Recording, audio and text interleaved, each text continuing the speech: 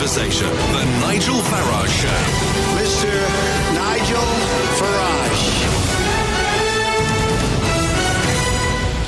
Thank you, Donald, and good evening, everybody. Well, a big day here in Washington, D.C. The President is hoping today becomes Tax Cut Tuesday because his tax reform bill is there before Congress as we speak, and he'll be hoping not just for cuts in personal taxation to be approved, but massive cuts in corporate tax to be approved as well, and we'll talk about that as the next hour develops. But today, extraordinary, really. So the Cabinet met today, all 25 members, and they spent an hour and 45 minutes discussing the government's plan for Brexit. And everything was there on the table to be talked about. And yet, at the end of the meeting, in front of the press corps, when the question was asked, they admitted that not once in an hour and 45 minutes did they talk about open borders or mass immigration. And frankly, this is farcical. This was the top priority for Leave voters. Yes, sure, I know. People voted Leave for a variety of reasons, but I think the reason the turnout was as high as it was, a lot of people who never voted in their lives saw this as being the opportunity to take back control of our borders. It's an issue that has been at or near the top of British politics for the last 5 or 6 years, and yet it wasn't even discussed today. And my feeling is, the more the public realises that they don't even want to talk about it, they find it too awkward, they find it too embarrassing, I think this could lead to huge public anger because, as you know, the Prime Minister wants to sign us up for a transition period, which she calls an implementation period. What it means is that we will not have any ability to control our borders to people from the European Union until 2021 at the very earliest. And this on a day when Demetrius Avramopoulos, now you've never heard of him, have you? No, well, he's the European Union's Commissioner for Migration. He said today, we cannot and we never will be able to stop migration. He argued that migration is deeply intertwined with our policies on economics, trade, education, employment, to name just a few. And when it comes to discussing illegal immigration and all of those problems, he says, at the end of the day, we all need to be ready to accept migration, mobility and diversity as the new norm and tailor our policies accordingly. So they have, the European Union have effectively capitulated completely on migration coming into Europe across the Mediterranean, and they're still holding firm to the principle of free movement within the European Union. And that is the system the Prime Minister wants to keep us stuck into until at least 2021. They don't even want to talk about it. And I'm asking you, why do you think this issue was not discussed today? Is it because, actually, they believe in mass immigration and they don't want anything to change? And if that's how you feel, you can call me on 0345 6060 973. Or perhaps you think it's because they realise that in trying to do this, trying to deal with this, they may not, from Monsieur Barnier, get the trade deal they want, in which case text to 84850, or if, like me, you think it's because they're too gutless and spineless to deal with this issue, then you can tweet using the hashtag Farage and LBC at LBC, and you can watch me on Facebook and comment there too. Why, in an hour and 45 minutes of the Cabinet discussing plans for Brexit, did they not talk about getting back control of our borders and dealing with mass immigration? I have to say, I'm really, really angry about this. I wonder how Sam in Watford, a new caller to the show, feels on this issue. Good evening, Sam. Good evening, Nigel. Couple of points I was saying to the gentleman on the phone earlier. First off, the government, I'm sure, has a lot more things to discuss than just simply migration.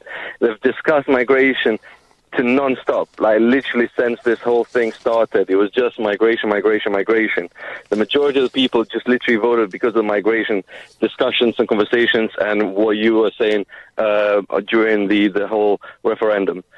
The second point, they can't possibly, no EU government is going to allow some sort of a trade negotiation or deal without some type of migration happening.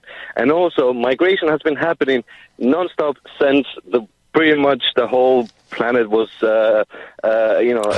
evolved. Sam. Come on, that's nonsense, isn't it? You know, from 1950 until nearly the year 2000, net migration into the UK ran at an average of 30,000 people every year. And in the last few years, it's been as high as 1/3 10 times what we've known to be the sort of post-war norm. And Sam, but where I do agree with you is it seems to me that perhaps the government is prepared to trade in open-door migration in the hope of getting a trade deal. Isn't that what's really in their minds? That's not what I was saying. What I'm saying is they can't possibly. No one is going to agree to some sort of a trade deal with the UK in regards to the EU without some sort of a migration system, or without some sort of a freedom of movement between the UK and the EU. Sam, we're agreeing. I'm saying that the government seems to think that that getting a trade deal at almost any price, 40 billion quid, a continued role for the European Court of Justice, regulatory alignment, and perhaps even free movement of people. The government seems to think that getting a tariff-free deal matters, whatever has to be put on the table, and I hope I'm wrong, but I suspect the free movement of people is one of those things they're prepared to put in. I think you're thinking that migration seems to be this major no sort of a thing where you definitely cannot accept that. You can't not accept migration. Migration has been happening forever. It's not something that is bad. It's not something new. Migration was happening, as you said, in the 50s. It was happening prior to the 50s. But Sam, the 50s, it was controlled. Throughout the whole. Sorry. What the Brexit voters wanted was control over the numbers of people that were coming into our country. That is the main reason that Brexit won that referendum. And Sam, all I'm saying is this government doesn't appear to even want to pay lip service to it. I thank you for your call. Evening, Nigel. We have been done by this government. These people at the top are not affected by immigration. They don't use the NHS, transport, housing, schools. It makes me so angry, says Anita from Thanet. Nigel, no one mentioned immigration because they didn't want to be called racist. The media has ensured that the two words cannot be mentioned in isolation anymore. The single largest issue has been made a taboo subject, says Paul. Well, Paul, I first started talking about this in 2003, 2004, when I was first elected to the European Parliament. Way back in history, in 1999, the word immigration didn't even feature on my election material, but it was the opening of the door to 8, then 10 former communist countries with no control whatsoever that made this a key issue during Brexit. And you're right, Paul. Anyone that dares to talk about it gets abuse. But just because you get abuse from those that are never going to agree with you doesn't mean it's not the right thing to take the issue on and to accept some of that abuse. John from Formby, a regular caller to the show. Good evening. Yes, good evening, Nigel. So why, John? Why, John? How, John, can they spend nearly 2 hours in Cabinet and not discuss this issue? Well, I think it indicates where it is on their list of priorities. I think we've got lots of problems here. First of all, the key was when May was Home Secretary, she was hopeless on immigration. Cameron talked of getting it down to 100,000, although he sneakily used the expression tens of thousands. Well, he said it. He said it, John. He said it in the 2010 manifesto, didn't he? They said it again. They said it again in the 2015 manifesto, and then they said it again this year. I don't think, John, they ever meant it. No, I agree, and I think we need to remember that Blair is worshipped by Cameron and his ilk, and they say things to get elected, but they have no intention of carrying it out. there is this disconnect between the politicians and the people. And the only way they'll get the message, and the status of the DUP proves it, is if enough people vote, hopefully for UKIP, then they can get a massive lever on them. And hopefully we can get rid of some of the politicians who are determined to go against the will of the people.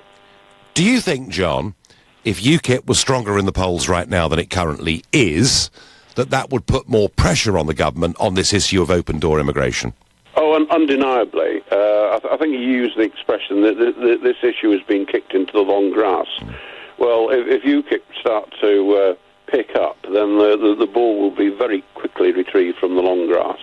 Yeah, because I don't believe, even if, because UKIP's not quite as much of a threat as it was, even if in Westminster they think the issue of immigration has gone away, I don't believe out in the country it has. I think it's still, or immigration and the effects of it on people's lives, John, I still believe it's the number one issue.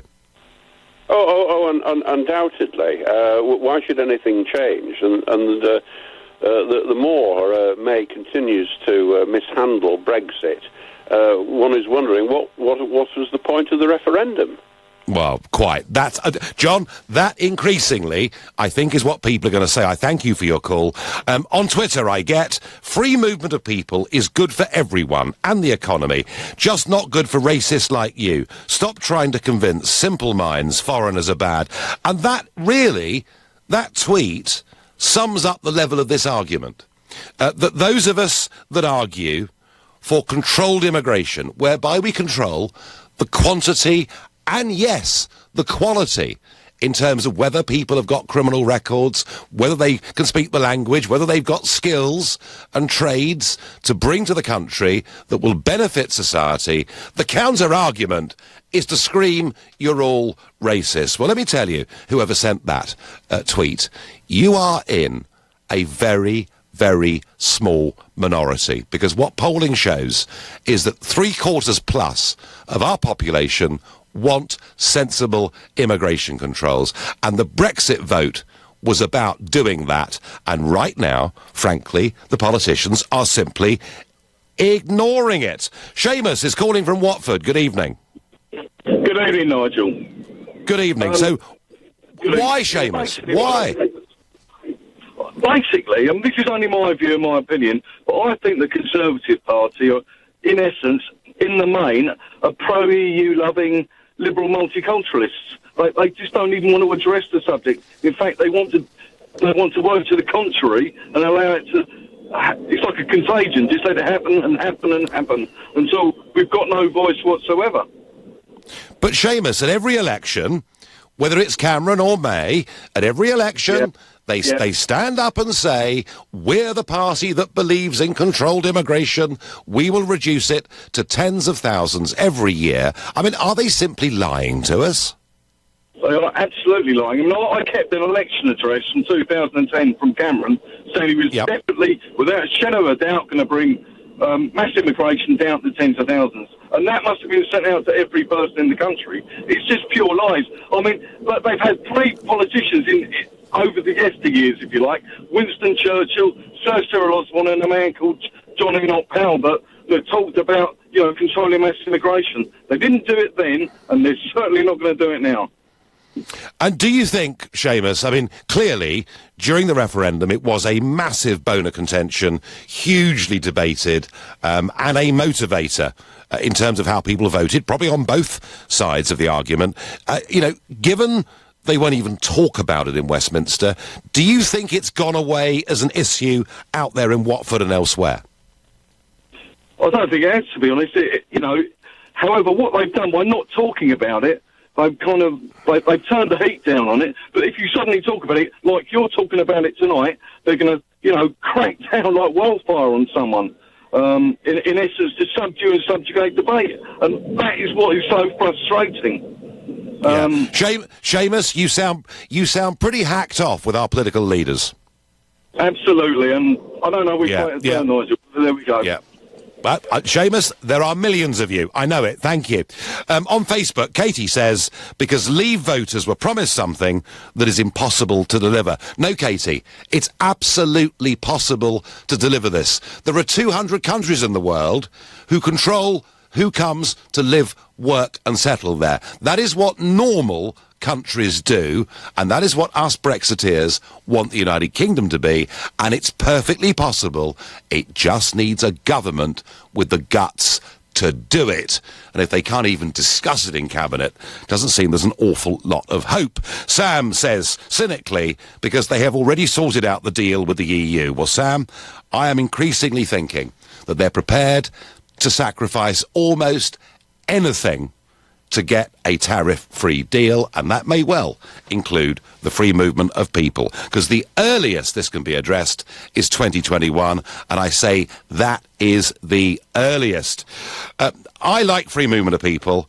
Stop the obsession with immigration. Change the record, says Matt. Matt, I've hardly mentioned it on this show for weeks. I've literally hardly mentioned it. In fact, I should be ashamed of myself. I should be talking about it a lot more, because even though the figure is down, it is still running. Net migration is still running at nearly 250,000 people every single year. And the impacts of that, not just on wages, but on primary school places, on housing, and yes, on our health service, is absolutely huge. Matthew is calling from Leicester. Good evening, Matthew. Hi there, Nigel. How are you doing? Well, I'm all right. I you know what? I thought it was impossible, Matthew, for me to lose any more faith in our political lords and masters, but it does seem to be happening to me. Well, I'm with you there. I must say up front, so you know where I am. I'm a Remainer, but I'm with you on the government ignoring the issue. But I've got a sneaky feeling I know why. Right. So a week or so back, there was a talk about Northern Ireland having to have an open border. I have a sneaky feeling that's why they're not talking about it, because they know that the DUP will run them over the coals if they try and say we're going to put some restrictions there again. Also, the Taoiseach of the Republic of Ireland will raise it in the EU and make sure the EU27 vote down any deal which says that we've got to have restrictions. And I think that is the ultimate problem with us closing our borders off. I don't agree with it. I'm a Remainer. I would prefer to have freedom of movement, but I think that's why and what's happening. We've got this issue that we can't annoy the Irish peoples. We made an agreement to them which outrules, as far as I'm concerned, any agreement we have with the EU27 for peace reasons. We need to keep that border open, and I think that's the problem they've got. Well, you may be right, Matthew. I mean, there are some that say not just free movement of people, but regulatory alignment, that it's all about this argument over the Irish border. But, Matthew, do remember one thing, that the common travel area, the free movement of people between the United Kingdom and Ireland, has been in place since 1923. We don't really need any lessons from the European Commission on this, do we? No, but while we are separate from the good old European Union, and we have, and we want to obviously at some point diverge away with regulations, putting movement restrictions, immigration restrictions, making the UK border force more prevalent to stop migration. That means at some point border patrols would have to be along that border in Northern Ireland with any logical plan we could come up with now. And this is the problem. Nobody's got any ideas of how to give what we want or what the people want, which is the Brexit agreement with less immigration, like you believe, at the same time as saying to the Irish peoples, we want a free and open border, because you can't have both cakes. You just can't. You need one or the other. We've had that free movement, as I say, for almost 100 years. The issue could be, I accept, the issue could be that people, EU citizens or people from around the world, would use that open border as a means of getting into the United Kingdom. But then, of course, they could get to Northern Ireland. Be tough then to get from Northern Ireland across to the mainland, wouldn't it? Because you'd have to buy a plane ticket or book a ferry ticket or whatever it was. Matthew, you may be right. It may be the influence of Northern Ireland. I suspect that may be part of the equation. I just generally think that our political class would really rather not discuss immigration at all. It's too awkward, it's too difficult, and if you do dare talk about it, you won't get invited to the right dinner parties in Notting Hill. You're listening to The Nigel Farage Show, exclusively on LBC, live from Washington, D.C. It's 7:22. LBC and its sister stations from Global bring you a brand new event, the Global Awards, rewarding the very best from the world of music, news and entertainment. The Global Awards. And the award for Best News Moment, Interview or Debate goes to... One incredible night with performances from Andrea Bocelli and Sam Smith performing live. And you can have your say on who will win at the Global Awards. Voting starts tomorrow.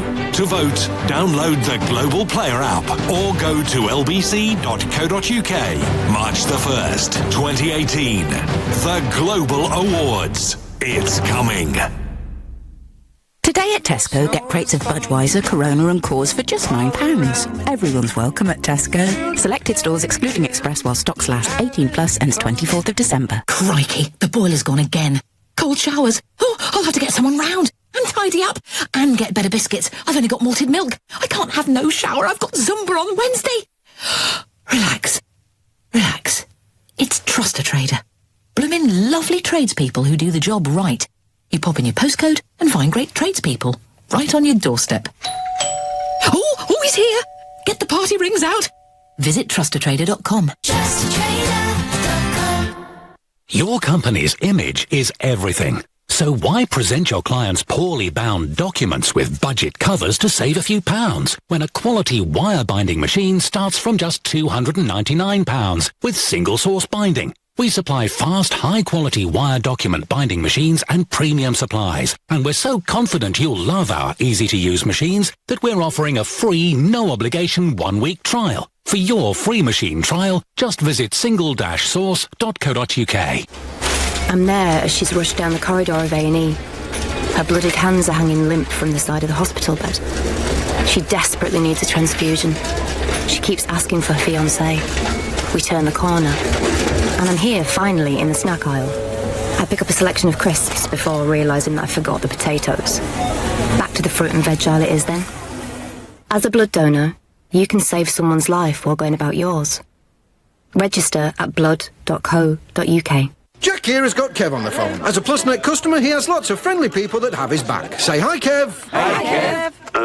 Hi? He can call PlusNet any day of the week. They've already helped him pick a package, upgrade a package, check bills, move home, give him matrix, ordered SIMs, transferred numbers, added buttons, checked his connection speed. And Julie here even helped him settle on Mallorca for his next family holiday. Don't forget the factor 30. PlusNet has lots of friendly staff that just can't help but help. It's probably why they've bagged Uswitch's Best Provider for Customer Service Award. PlusNet will do you proud.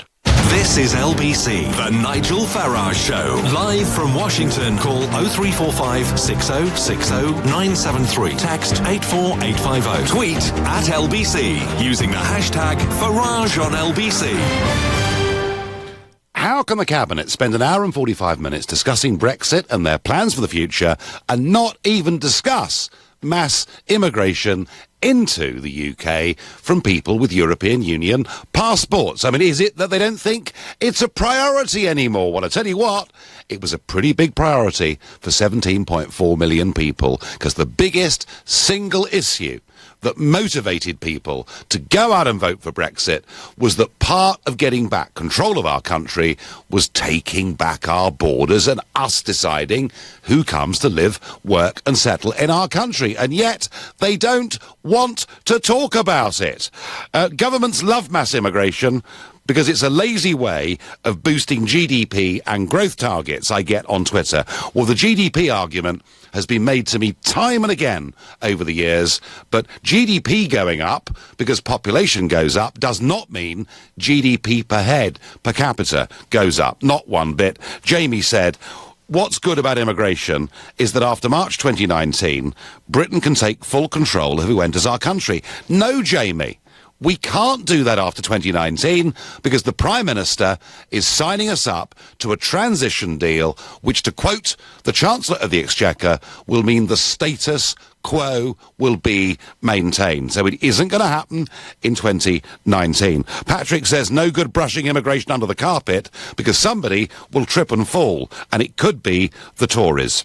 Janet says the European Union wants no borders, no nations or culture, just everyone the same. Well, that may be what they want, but I hope they're not going to get it. And we go out to the west coast of Canada to Nick, who's calling from Vancouver. Good evening, Nick.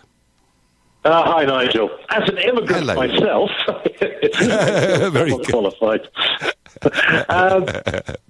I think the problem with immigration for the Tory party is like most problems with the Brexit argument.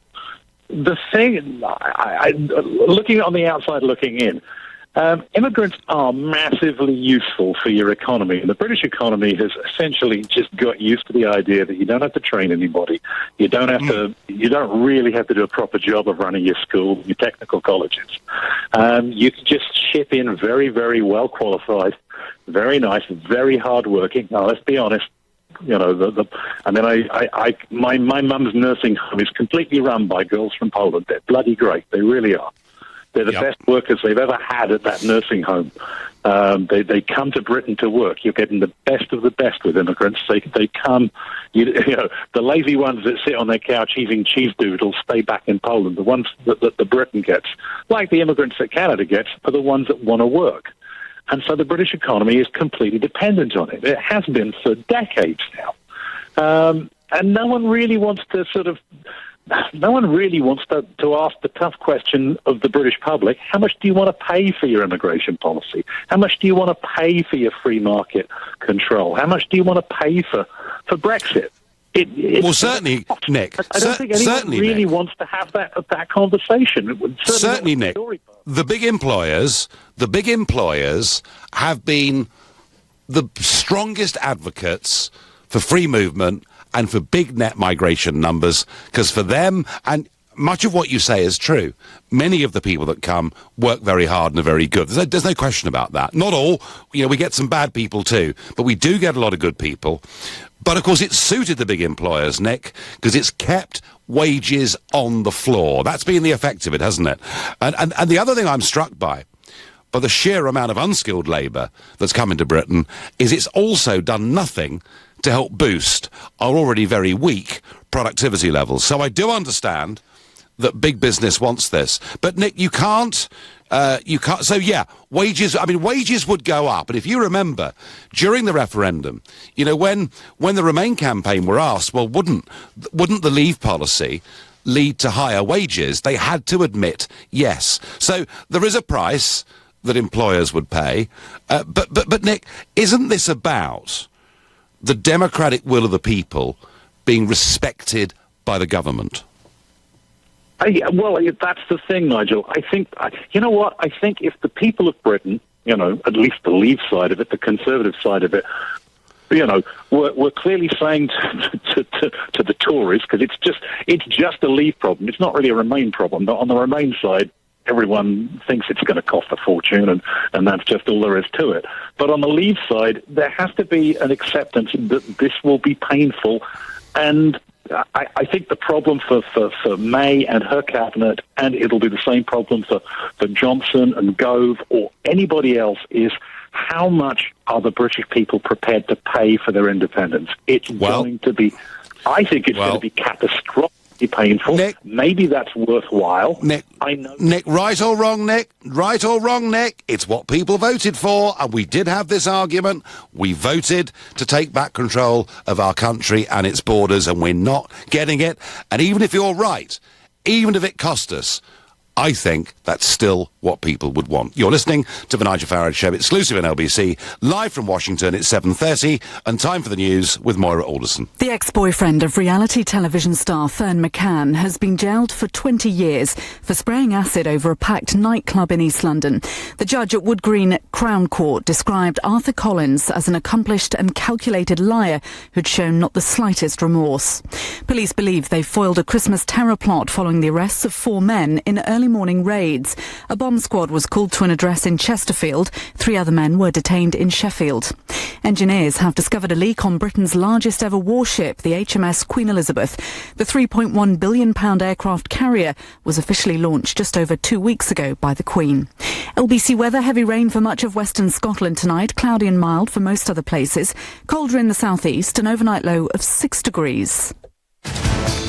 LBC travel in Kent. There are severe delays on the anti-clockwise M25 at the Dartford Tunnel with queues back to junction 3 at Swanley. In Essex, there are long hold-ups too on the eastbound A13 from the Goresbrook interchange to the M25 at junction 30. It's the amount of Christmas shoppers heading to Lakeside. In Bedfordshire, it's very slow going on the northbound M1 between junction 8 at Hemel Hempstead and 11 at Luton. 2 lanes are closed following an accident. And in Leicestershire, the M1 is being... This is LBC. Crikey, the boiler's gone again. Cold showers. Oh, I'll have to get someone round and tidy up and get better biscuits. I've only got malted milk. I can't have no shower. I've got Zumba on Wednesday. Relax. Relax. It's Trust a Trader. Bloomin' lovely tradespeople who do the job right. You pop in your postcode and find great tradespeople right on your doorstep. Oh, he's here. Get the party rings out. Visit trustatrader.com. To be honest, when I heard about this, I thought, you're having a laugh, aren't you? It's called the Smart Meter Power of 10p Challenge, where basically I had to feed as many bodybuilders as possible using just 10p of energy. No pressure then, guys. Come on, Ainsley. But after a manic cooking frenzy... Stop, your 10p's up! I still managed to prepare an incredible 14 meals. Get in there, my son. See how far 10p could go in your home. Contact your energy supplier about getting your smart meter at no extra cost. Could your business benefit from cloud accounting? Sage Business Cloud. Get paid faster by issuing invoices on the move. Complete your VAT return in seconds. And link your bank account for a real-time picture of your business finances. See how Sage Business Cloud can benefit your business with a free 30-day trial of Sage Accounting. Visit sage.co.uk/free trial.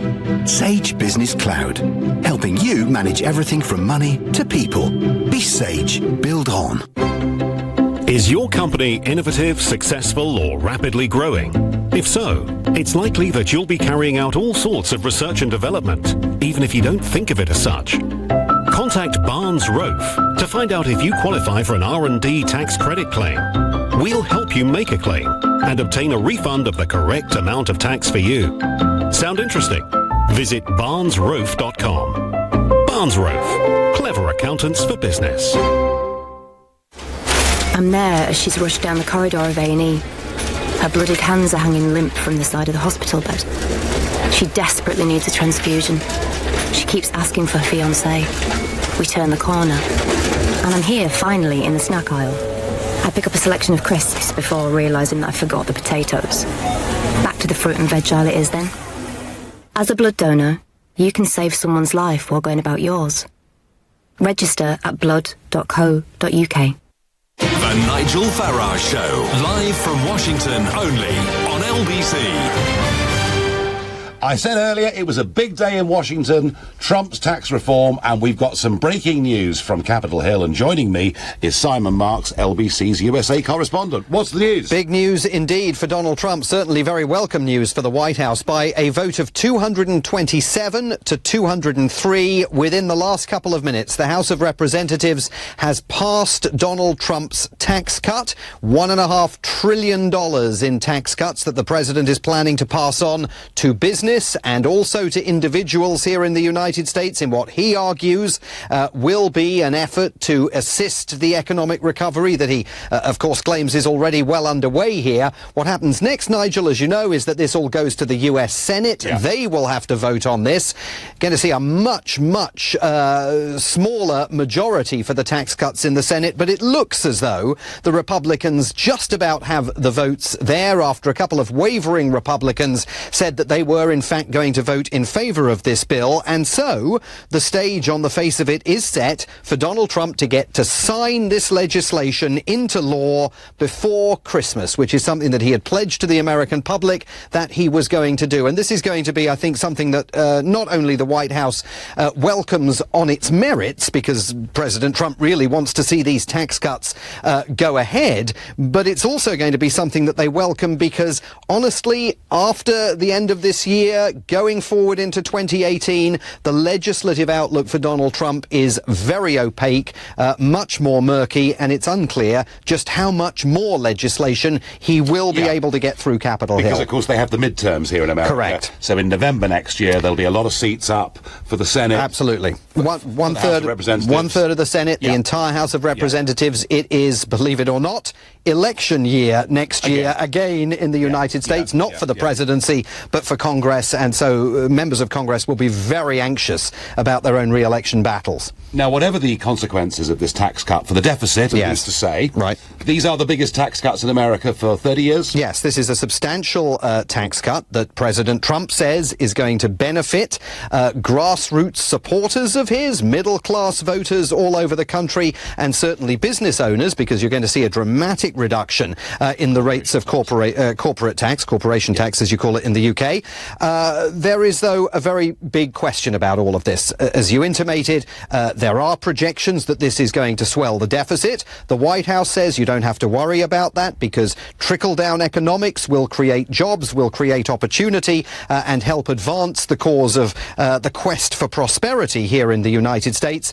The president's supporters say that his voters will rally around him because they will see that he's making good on another campaign pledge that he put forward in last year's presidential election. His critics say that many of his voters, when they discover exactly what is in this tax bill, will find that it's too beneficial for big business and insufficiently beneficial for individual taxpayers at home. So, it's not necessarily all good news over the long term for Donald Trump, but undoubtedly this is an important legislative victory for him. It is. I mean, it's his first major legislative achievement, isn't it? Absolutely. President. Now, also today, we understand there's been a telephone conversation that took place between, should we say, two rather different world leaders. Yes, absolutely. Theresa May and Donald Trump have been on the phone with one another, and I think I'm right in saying this is the first time they have been on the phone together and spoken since the president made that rather curious decision to retweet those Britain First videos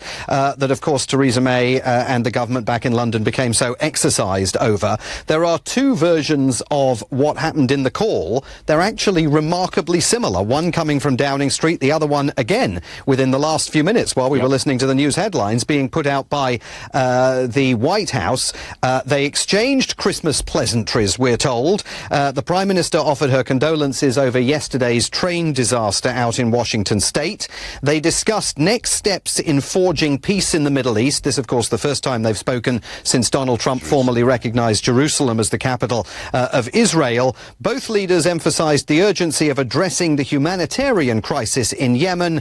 And President Trump, we are told, congratulated the Prime Minister on the decision by EU leaders to move to the second phase of the Brexit negotiations. About those Britain First videos, it seems from both readouts, the White House readout and the Downing Street readout, not a word was said, or if a word was said, it's certainly not being disclosed to reporters like me.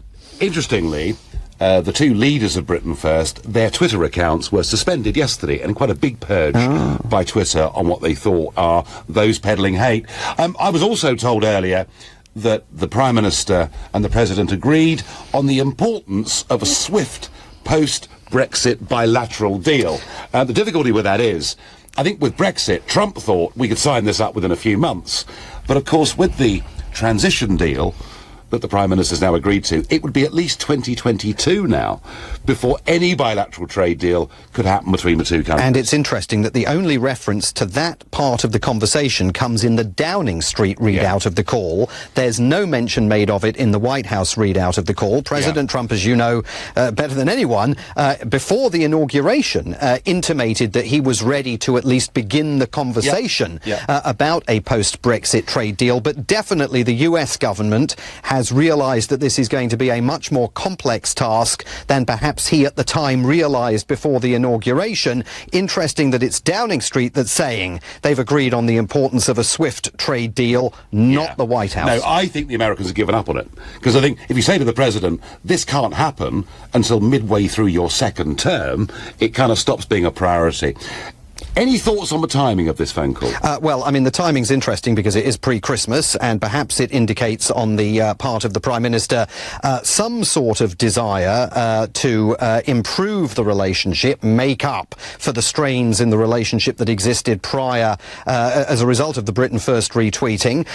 We still don't know officially the timing of a Donald Trump visit to London. There have been rumours, suggestions that it might happen in February, not the big state visit. No. I think it's pretty clear that that's on the back burner. But look, I mean, they're talking, and according to both of these readouts, they didn't have a terrible argument. So I suppose that's got to be slightly a plus. improved. It's a plus. Got to be a plus. Can I tell you one other thing very briefly? I was in Cuba last week, and very interesting, if you talk to Cuban government officials about Brexit and the implications about it, they say, well, you know, we don't really take much of a position on Brexit, but we do think it will be much better for Cuba-Britain trade ties if we can negotiate trade deals, they say, with Britain on its own, rather than having to deal with the whole European Union, and which they described as, you know, nightmarishly complex negotiations.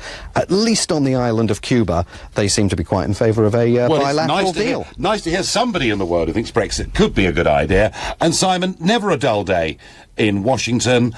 Given what's happened today, or is about to happen in the Senate, has happened already in the lower house, is that it now for a quiet Christmas? I hope so. We were discussing that during the break, weren't we? Look, I mean, is it I think we have to keep an eye, as ever, on the unexpected here in Washington, D.C. This has been a year like no other that I've spent here. You never know what lies right around the corner. There is intense speculation about whether President Trump plans at any point to try and fire the special prosecutor Robert Mueller. Is the White House hostility to Robert Mueller instead perhaps laying the groundwork for the president ultimately to pardon people who may be convicted as a result of the Mueller investigation? I think very, very dangerous in this town, particularly with the possibility of a government shutdown looming, one of those budgetary rows up on Capitol Hill.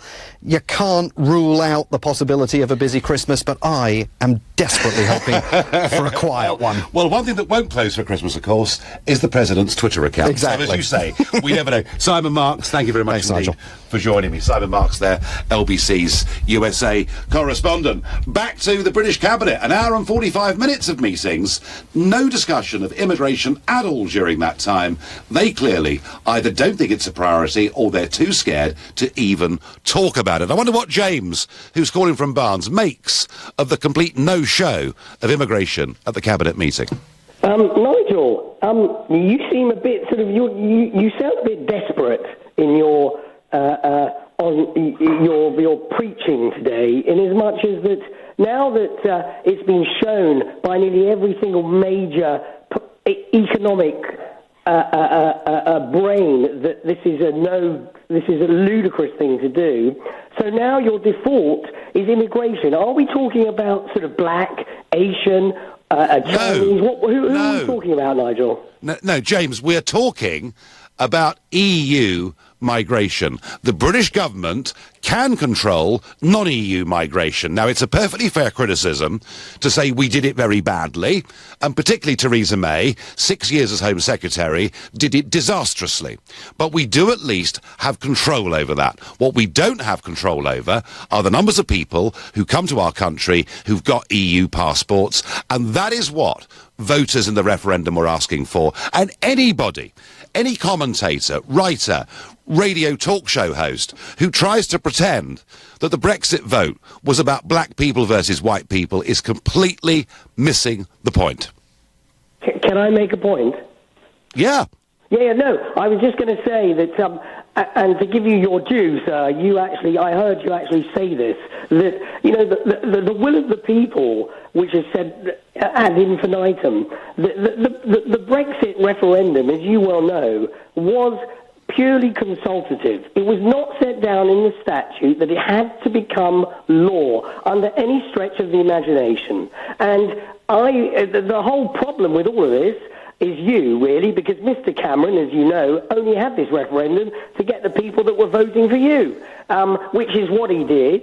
But at the end of the day, he should never have walked away and said, right, well, I don't have nothing to do with this then, because this is not the result I wanted. He should have made sure, and it doesn't really matter whether you agree with Brexit or not, the reality is it was a consultative referendum. There was no reason for it to become law or even any chance of it. But he walked away and he dumped it with Theresa May. And, you know, James, when people like you say it was purely a consultative referendum and government does not have to carry out the will of that vote, you've got to understand, James, why people are getting so damned angry with that attitude, angry with our politicians, and I would suggest pretty angry that the Cabinet today didn't even discuss this issue. The gap between the politicians and the people just got a whole lot wider today. You're listening to the Nigel Farage Show, exclusively on LBC, live from Washington, D.C., and it's 7:48. Coming up at 8 on LBC, Clive Bull. A list of fat cat bosses has been published today, ordered by Theresa May. Is she right that huge salaries at the top are the unacceptable face of capitalism? Clive Bull on LBC. Merry Christmas. It's a phrase you'll hear a lot this time of year. But Christmas is not always happy, particularly for men involved in a divorce they didn't choose. Meanwhile, they await the outcome in someone else's home this Christmas. These men need more than the help of a good Cordell & Cordell lawyer. They need the hope and encouragement of a good friend. If I've described someone that you count among your friends, be sure to remember him in this season. Visit cordellcordell.co.uk. Cordell & Cordell, a partner men can count on. Miss Dixon, the doctor will see you in room 2. This year, GP appointments are available in your area over Christmas. If you need to see a doctor, contact your practice or visit nhs.uk/GP access for more information. Your NHS, here for you this Christmas. You are the master of the main, the slicer and the sharer. For you are the Cavalier Carver. And this Christmas Lidl salutes you with deluxe free-range fresh British turkey in store December the 19th. Every little thing for Christmas. Subject to availability. Excludes NI. Could your business benefit from cloud accounting? Sage Business Cloud. Get paid faster by issuing invoices on the move. Complete your VAT return in seconds and link your bank account for a real-time picture of your business finances. See how Sage Business Cloud can benefit your business with a free 30-day trial of Sage Accounting. Visit sage.co.uk/free trial. Sage Business Cloud, helping you manage everything from money to people. Be Sage. Build on. Is your company innovative, successful, or rapidly growing? If so, it's likely that you'll be carrying out all sorts of research and development, even if you don't think of it as such. Contact Barnes Rofe to find out if you qualify for an R&D tax credit claim. We'll help you make a claim and obtain a refund of the correct amount of tax for you. Sound interesting? Visit barnesrofe.com. Barnes Rofe, clever accountants for business. The big red building on Golders Green Road. At Gold's Menswear, big men can choose from a huge range of top designer suits, jackets, blazers and trousers. They can fit anyone, extra tall, short, portly and king size up to 70-inch chest, all with savings of up to 75% off RRP. Gold's also offer an alteration service while you wait, plus Loken Barker shoes too. Open Sunday to Wednesday till 6, Thursdays till late, half day Friday. The big red building on Golders Green Road. The Nigel Farage Show, live from Washington, only on LBC. The Labour Party, the Tory Party, the Liberal Democrats, none of them want to talk about immigration, and even a government elected saying that Brexit means Brexit and will bring the numbers of net migration into Britain down to tens of thousands, can't even discuss it in an hour and 45 cabinet meeting. Sarah on Facebook says, what's the logic in even having a vote when it's not being carried out by the government? Well, James in Barnes before the break said that the referendum was purely consultative. We didn't realise quite how much that meant until days like today. We're going to go to Denmark now, a country that has discussed immigration at great length and put some pretty tough controls in place. Patrick is calling from there, a new caller to the show. Good evening, Patrick. Good evening, Nigel. How are you tonight? Well, I'm fine. My faith in our leaders, I mean, it gets lower by the day, Patrick. How can they not? Whatever your view on net migration into Britain from the EU and indeed the rest of the world, how can you have a nearly 2-hour cabinet meeting and not even discuss it? Perhaps, Nigel, they've realised that stopping immigration from the EU is not the correct thing to do. Now, hear me out on this one. When I first went to Denmark 10 years ago, I filled in a form, and that form also exists on the goo.gl website, so I have it open now. And it clearly states that anyone migrating from any EU state into any other EU state has 3 months, just 3 months, to support themselves, after which they can be deported, and if they don't pay for their own travel, they get billed for the deportation. That was a fact. I filled that form in, but it seems that in the UK, this was never ever enforced, and I don't know why that was. Can you imagine, Patrick, we had a court ruling last week that said we can't even deport homeless people with EU passports because that would break their human rights. Can you imagine, Patrick?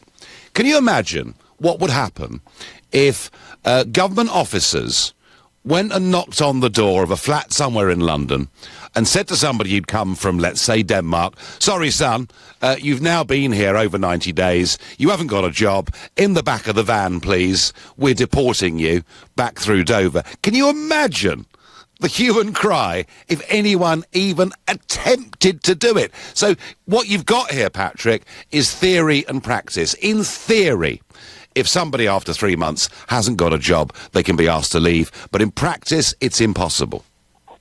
It wasn't impossible. They made it very, very plain. They knew where I was. They could tell where I was working or if I wasn't working, because the Danish tax system is pretty strict, as you probably know yourself.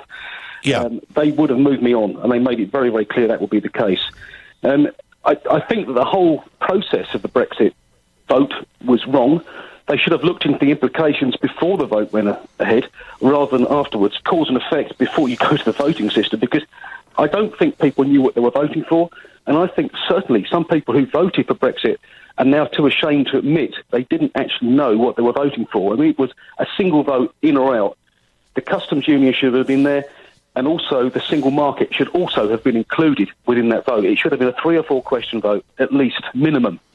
Well, the single market was boxed off, Patrick, in a sense, because all the leading Remainers and all the leading Leavers said voting leave meant leaving the single market. On the immigration question, I think what people voted for was to say we do not want the current huge net numbers coming into our country every single year.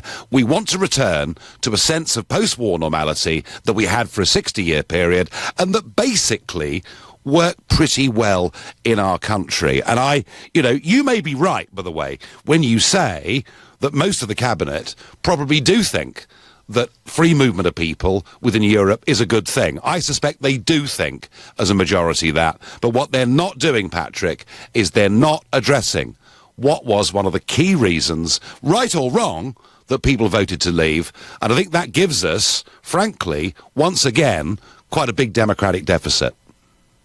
It does, but at the same time, Nigel, I think the way it was conducted, the whole thing was conducted, and I'm afraid you're at fault there as well, standing in front of that bus, in front of all those immigrant pictures, that was the wrong thing to do in your place. What was the wrong thing to do, Patrick? Was the wrong thing to point out what happened, or was the wrong thing what Angela Merkel said? Because that picture was a picture of Merkel's madness. Regardless of what the picture was of, Nigel, it was the wrong thing to do to stand in front and preach in front of it.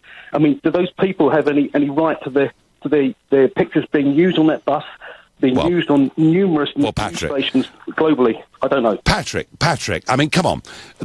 One of the key points I was making is that these were not refugees. Did you see who the people were? They were 75% of them young men under the age of 30. And one of the things that Europe, or the European Union, has got catastrophically wrong, it's allowed people to come, 80% of whom would never, ever qualify as refugees under any traditional definition. I mean, they have got that wrong, Patrick. Would you not agree? I don't know. Those people weren't asked. I don't know what their background was. They could have been escaping from the Civil War. They could have been... economic. Where were the women? Where were the women? Where were the children? Where were the elderly? Where, Patrick, whatever. We can agree to disagree on that. Interesting phone call. I thank you. Patrick making the point that in Denmark, when he went there 10 years ago, he was told he had 3 months to sort himself out or he wouldn't be welcome to stay. And I kind of believe that in Denmark because they've been strict about this. It wouldn't happen, I don't think, in our country. Impossible. My last caller on the subject is Evan from Slough. Good evening, Evan. Hi, good evening. Hi, Nigel. The reason it wasn't discussed is because it is a red herring. It was used a lot, but it has absolutely nothing to do with Brexit. The reality, for me, as a Remain voter, I voted Remain because actually I want control of immigration. And the reason I see control of immigration is because Brexit is likely to actually increase immigration because the EU has an aging population, which means that the majority of people that come here are young working age people, and they're in short supply in Europe. Now, as Europe recovers, which it's doing right now, and we can see the pound devaluing, people begin to shift back to Europe. But if we leave, what we're going to do is expose ourselves to a global market where our wages are going to be pushed down. We can't, I mean, the UK has 65 million people, and I see you have a problem with that. But India has 1,300 million people. China has 1,300 million people. Those kind of trade agreements, competing with that kind of stuff, we're going to look at significant drop to our wages. If we make trade agreements, we're going to look at significant rises in immigration, of which we simply... We do not, Evan, have to accept increases in immigration. Brexit gives us total freedom over this subject, and we can make big decisions on economically whether that's good or bad. Evan, I'm going to have to say goodbye and thank you. We've run out of time this evening. The point being that actually this isn't just about GDP. It isn't just about money. It isn't just about whether we're better off or perhaps even worse off. It's actually about cohesion, community, identity, society, and a feeling that net migration has been way too high for too long, and it's damaged many of those things. We want control of it back. Our cabinet won't even talk about it. You've been listening to the Nigel Farage Show here on LBC. I'm back tomorrow at 7. Coming up at 10 tonight, it's Ian Collins. But up next, it's Clive Bull. Nigel, thank you. And at 9 tonight, it's the Health Hour, your medical question.